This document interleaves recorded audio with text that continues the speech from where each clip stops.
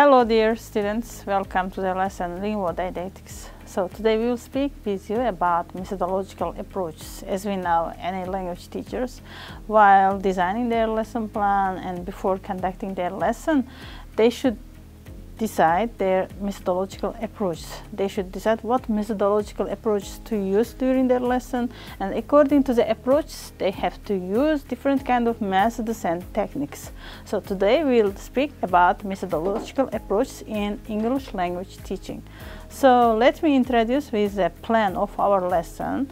We will speak about methodological approaches in education and teaching, and we will speak about methodological approaches in linguistics and language research, and we will speak about methodological approaches in social science and research. So today we will discuss different kind of approaches which we use in teaching, in linguistics, in research, and in social sciences. So first, let's just give some definition for methodological approaches. Methodological approaches refer to the framework or strategies used in research, teaching, or practical applications to solve problems, generate knowledge, or achieve specific outcomes. These approaches vary across disciplines, but during the lesson I will try to provide overview of the key types used in education, linguistics, and social science. So there are special methodological approaches which only language teachers can use in their lesson in order to make their lesson more productive and effective. So first, let's just discuss methodological approaches in education and teaching. So what kind of approaches can be included in this kind of approaches? For example, these approaches guide teaching strategies, curriculum design, and assessment to ensure effective learning outcomes. For example, it can be behaviorist approach. So what kind of approach is it? This approach focuses on observable behavior changes, uses reinforcement and repetitions. For example, it can use drills, rewards in teaching. And the key theories in this approach, we can say Skinner, and he had a lot of different kind of researches in this approach, and we can say he has got a lot of different kind of books, and in his books he tried to give different kind of definitions for behaviorist approach. And the next approach is, we can say, this is constructivist approach, and this approach emphasizes active learning where students construct knowledge through experience, focuses on problem solving and discovery learning. And we can say the key theories in this approach is Chet, and we can say, for example, many teachers, they use different kind of constructivist approach in order to give different kind of case studies for their students, because this kind of approach can help students to improve their critical thinking, and it can help to improve their problem solving skills. And the next approach is cognitive approach, and this approach focuses on mental process like memory, thinking, and problem solving. And teachers can use case study technology in order to use this approach, and it can help to improve our students' critical thinking skills, and this approach can help to improve their memory also. Uses this kind of approach, for example, uses strategies like scaffolding and metacognition. And key theories in this approach, we can say Jerome Brunner, and he has got also a lot of researches and books, and in his books also he gave a lot of different kind of definitions for this approach, and he gave different kind of suggestions how to use this approach in the lesson. And the next approach is humanistic approach, and this approach prioritizes personal growth and emotional well-being. Teachers act as facilitators rather than instructors. For example, we can say teachers use different kind of teaching styles in their lesson, and in order to use this approach, teacher should be facilitator in the lesson, and teacher should use student-centered style in the lesson. Students should be in the center of the lesson, and teacher should be facilitator. Teacher should help them how to achieve the goals in the lesson. And we can say key theories in this approach, Carl Rogers and Abraham Maslow, and they did a lot of researches how to use this kind of approach in the lesson. And after having used this approach, for example, teachers can use different kind of techniques, technologies in order to make their lesson more interesting and in order to engage more and more students for their lesson. And the next approach is communicative language teaching approach, and we can say most teachers, they use this approach in their lesson in order to improve their students' communicative skills. If teachers use this approach, it can help to improve their students' communicative skills, their speaking skills, because there will be interaction in the lesson, in the classroom, if they use this approach. This approach focuses on real-world communication and interaction. Students can communicate with each other, teacher can communicate with the students, so teachers can use different kind of role-play activities, group work, and task-based learning in the classroom. While using different kind of pair work activities, teachers can improve their students' speaking skills because they have to speak each other, they have to communicate with each other, and they have to different kind of group works together. And it emphasizes different fluency over accuracy. And students try to communicate. While trying to communicate with each other, they will try to improve their speaking skills also. So that's why many teachers, they use communicative language teaching approach in their lesson. And methodological approaches in linguistics and language research, we can say most researchers and linguists, they use this approach in their research. For example, in linguistics, methodological approaches help analyze language data and interpret linguistic phenomena. For example, there are different kinds of approaches: descriptive approach, prescriptive approach, comparative approach, social linguistic approach, corpus-based approach, and phraseological approaches. This approach can help to improve their research skills. For example, they use comparative approach in order to compare different languages, and while comparing, they will give different kind of definitions to different kind of words maybe. And they use social linguistic approach in order to see how they use the language in society. And corpus-based approach can help to collect different kind of words in corpus, for example. And phraseological approach, for example, teachers use this approach in order to define different kind of phraseological units, in order to study idioms maybe, and different kind of phrasal verbs maybe. So they use this approach in order to make their students learn about phraseology, about linguistics. And in linguistics lessons, for example, we can say teachers use this approach. So and they give different kind of tasks in order to do research in linguistics, and they collect different kind of data according to this approach. This approach can help the students to collect the data and do their research. And next approach, we can say there are methodological approaches in language teaching. For example, we can say in teaching languages there are also different kind of methods and approaches which we can use in our classroom, in our lessons.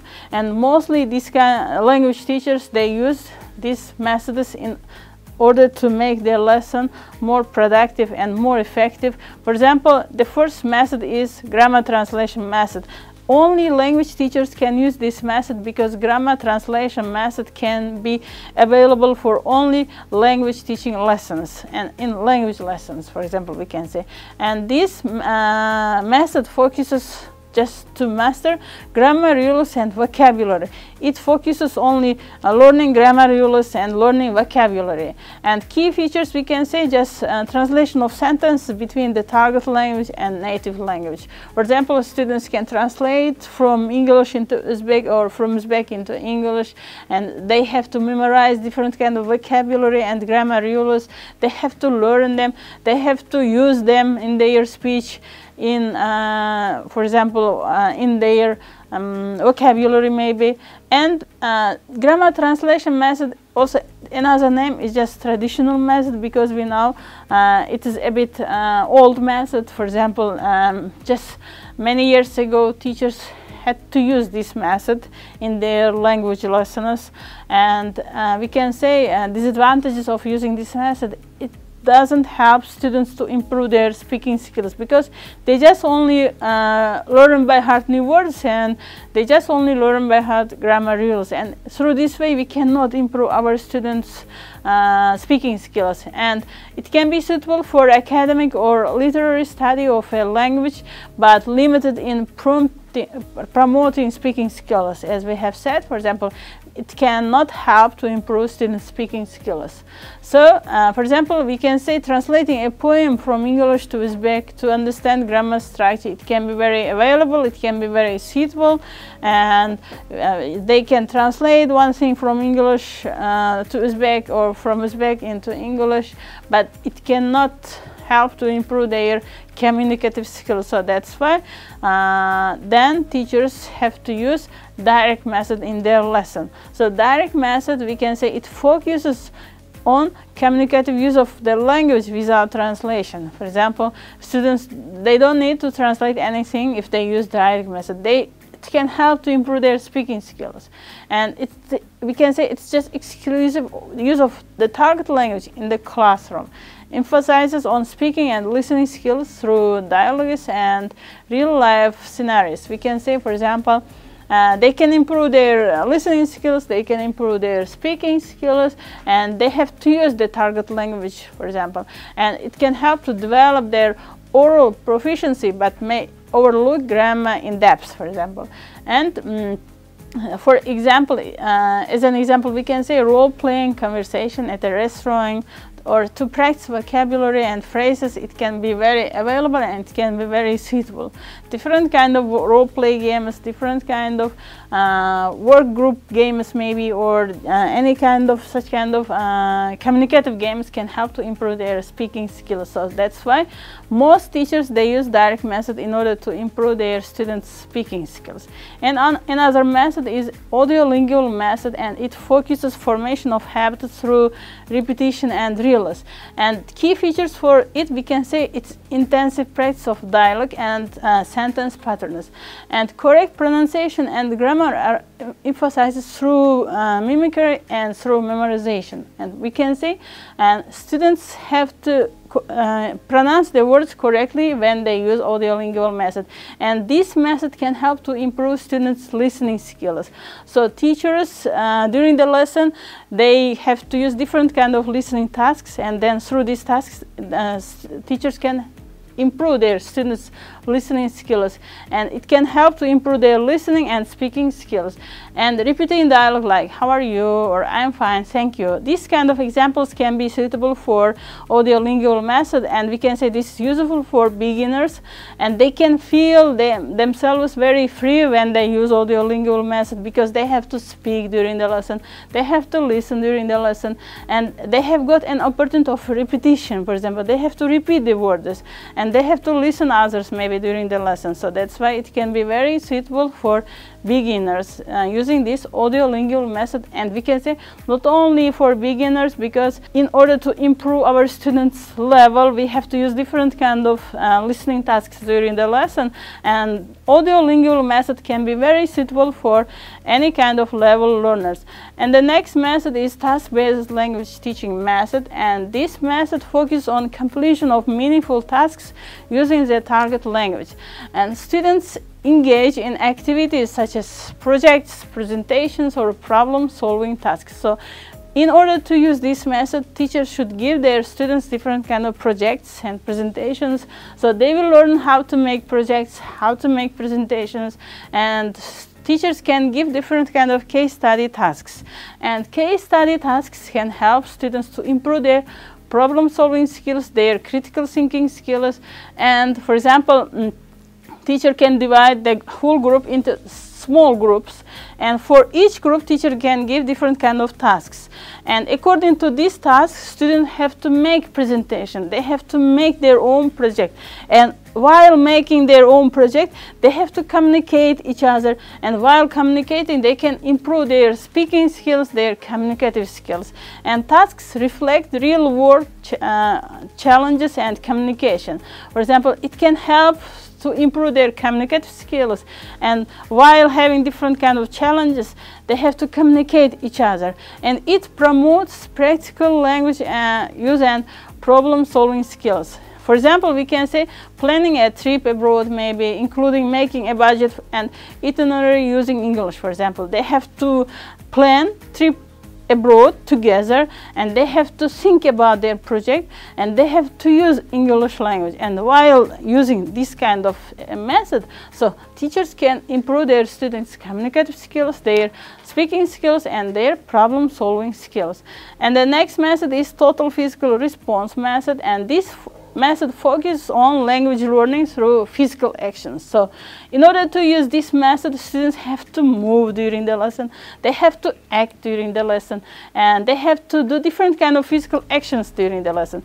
And teachers should use different kind of games which, for example, learners respond to verbal commands with physical movements. They have to do different kind of physical movements, and in this case, for example, it can be effective for young learners and beginners. We know that our young learners, our kids, they like to act during the lesson. They like to move from one place to another place during the lesson, and this method can be very suitable for our young learners. And we know that our young learners are kinesthetic learners, they are tactile learners. They like to learn some new information through touching, through acting, through doing maybe. So that's why most teachers, especially when they teach young learners, they use total physical response method. And for example, teacher can say stand up, and students follow the instruction. Like this, teachers can use this method in their classroom.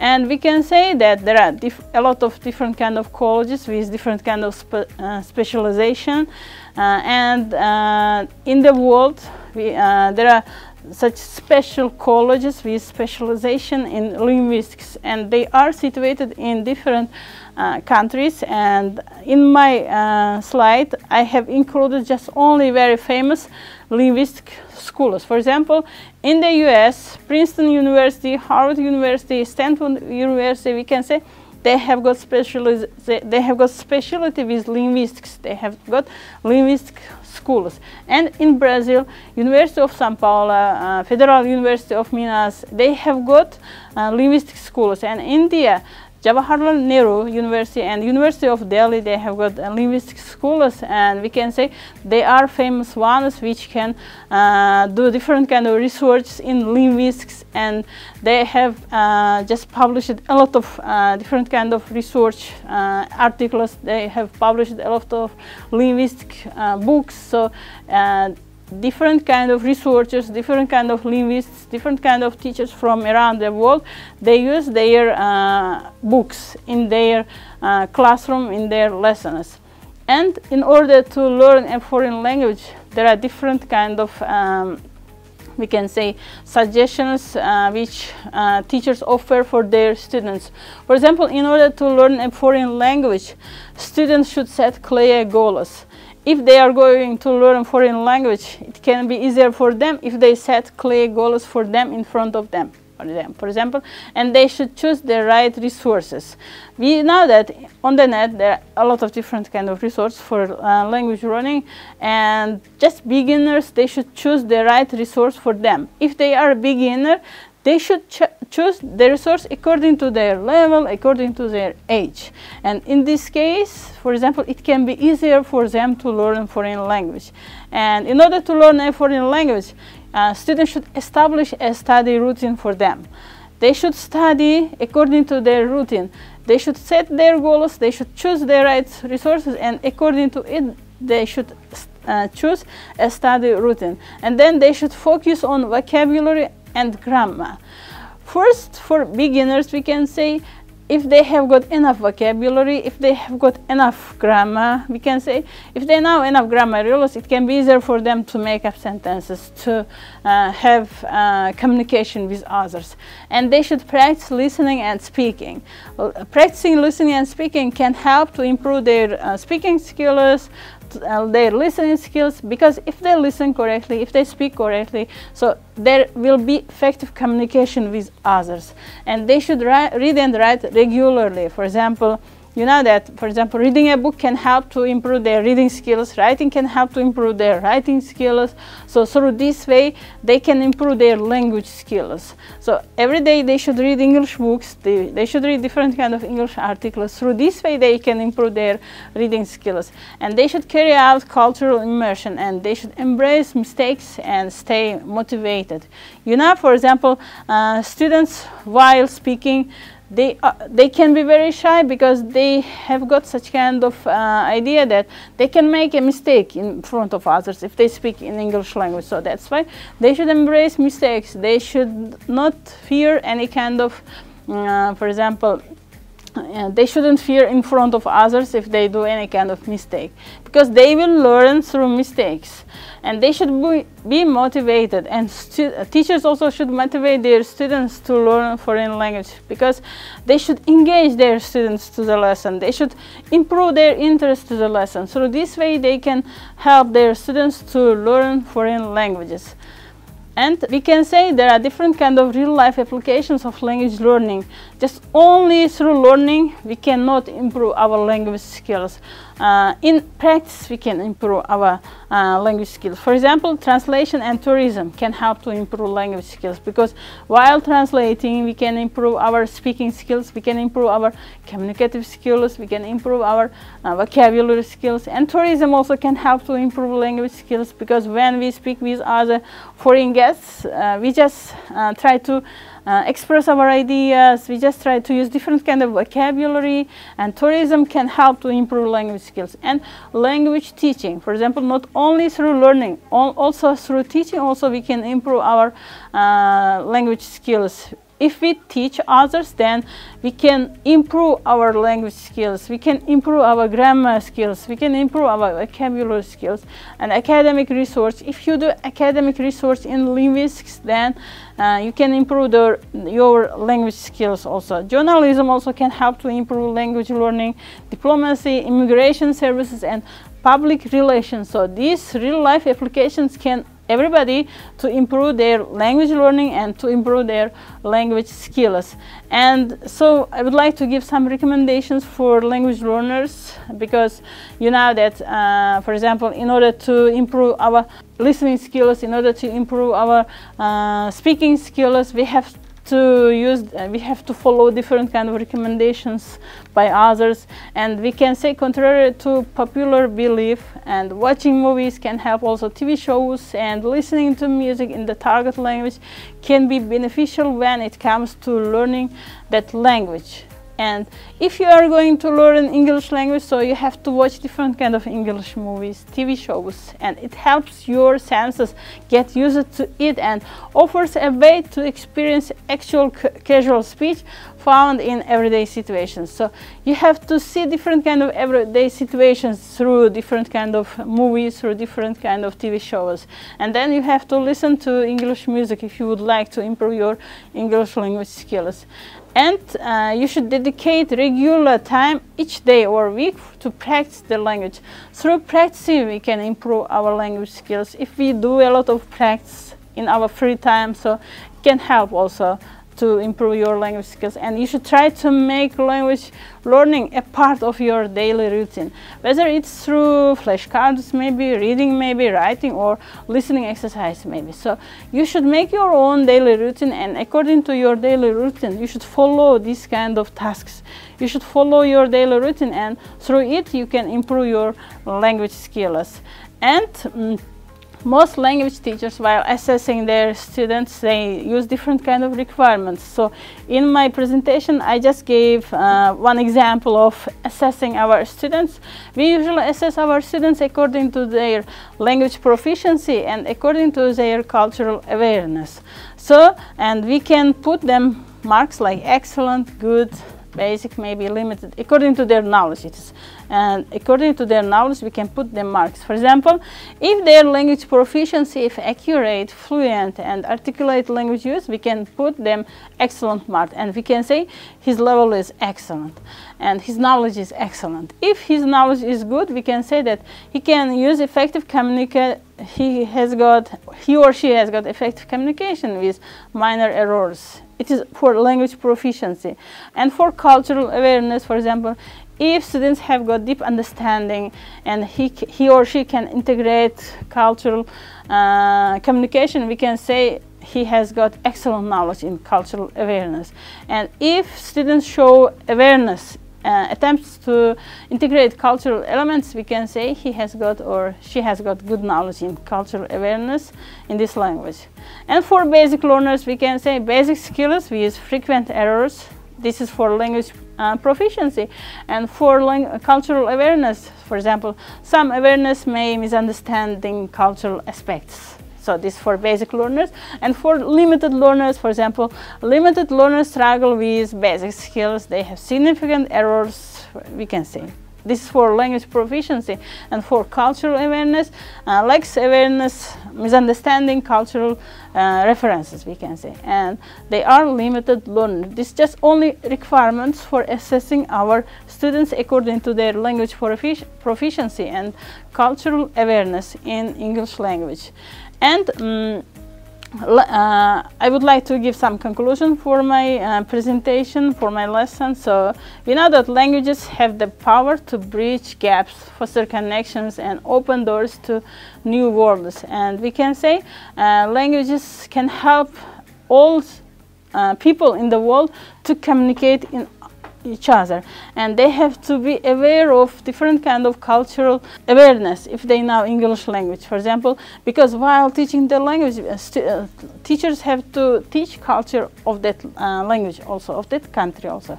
For example, English teachers, while teaching English, they have to teach English-speaking countries' culture also. Students have to be aware of their cultural understanding. They have to be, for example, they have to know their about their holidays, maybe. They have to know about their customs, their traditions, maybe. And language is it can tie to culture. By learning a new language, you gain insights into the customs, traditions, and values of the people who speak it. For example, Spanish teachers, while teaching the Spanish, they have to teach Spanish culture also. Students have to be aware of Spanish culture. They have to be aware of Spanish traditions, their customs.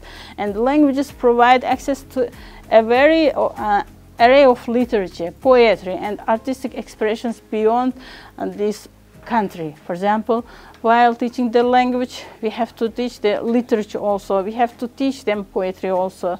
And they have to be aware of different kind of artistic expressions in this country, maybe. So that's why language teachers should pay attention to teach their students not only the language, they should teach culture, they should teach literature, they should teach their art, they should teach their poetry, artistic expressions, they should be aware. So that's why language teachers, so they have to be very skillful teacher, and they have to be very effective teacher, and they should try to make their lessons more productive and effective. And students in the lesson, they should learn something new from the lesson. They should be aware of the outcomes of the lesson. They should be aware of the aim of the lesson at the end of this lesson. And in this case, this kind of lessons can be very productive for the students. Thank you for your attention. See you next lesson.